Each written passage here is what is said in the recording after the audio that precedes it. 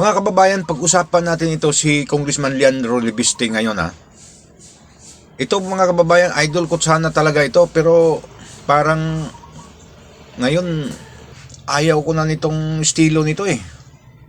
Ito mga kababayan, package sana yung talento nito kasi match talaga sana kung ginagamit na niya ng maayos yung namana niyang talento sa mga magulang niya kasi si Senator Loren matalino eh. So nakuha niya yung katalinuhan ng nanay niya pero hindi niya nakuha yung gulang ng tatay niya. Dating Gobernador Libiste,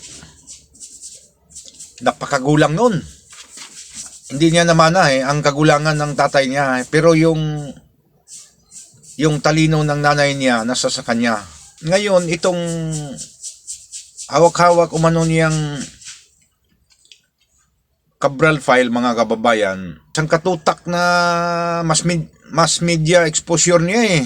Palagi lang siyang nagpapa-interview at umano'y palagi niyang dinadahilan yung media exposure niya itong Cabral files mga kababayan. Eh hindi ko na maintindihan kung ano bang talagang motibo nitong batang ito. Kung naghahangad ba ito ng mas mataas na posisyon sa sunod na eleksyon or katotohanan ba yung hinahanap nito? Congressman Libiste, kung gusto mo ng katotohanan, kung gusto mo ng kasagutan itong problema natin, ibunyag mo na yung hawak-hawak mo na yan. Ano pa bang inaantay mo? Mag-antay ka pa na may kakampi sa iyo na taga-gobyerno? Papanigan ka ba ng mga gobyernong buaya? Lahat ng mga nandyan sa files na yan aasa ka na may susuporta sa iyo. Baka pagdating ng panahon, ikaw pa yung ididiin ng mga yan. Ngayon, yung authenticity issue, ha? Mayroon bang papanig sa'yo? May kakampi ba sa'yo dyan na tama yan, authenticated yan? Tama yung hawak ni Libiste na files? Sino bang magwi-witness sa'yo na talagang totoo yung hawak-hawak mo? Mag-antay ka pa na may taga-taong gobyerno na kakampi sa'yo dyan? Tingnan mo, di ba, pag twist ng panahon na to, ikaw yung magiging dihado dyan. Yung nasabi mo na hawak-hawak mong files. Ibunyag mo na yan. Huwag ka nang mag-antay pa ni Vince Dizon o sino bang inaantay mo na magbigay ng go-signal sa'yo. Magbigay ng go-signal sa'yo yung taga-gobyerno na yung halos na nandyan taong gobyerno yan. Saan mo ba nilagay yung utak mo? Hindi mo namana yung kagulangan ng tatay mo? Masyado kang masyado kang lumalabas na tuloy na parang marites ka eh. Dami mong mga media exposure kung ano-ano pa mga sinasabi mo. Ibunyag mo na yan. Ano pa bang inantay mo? Bago ka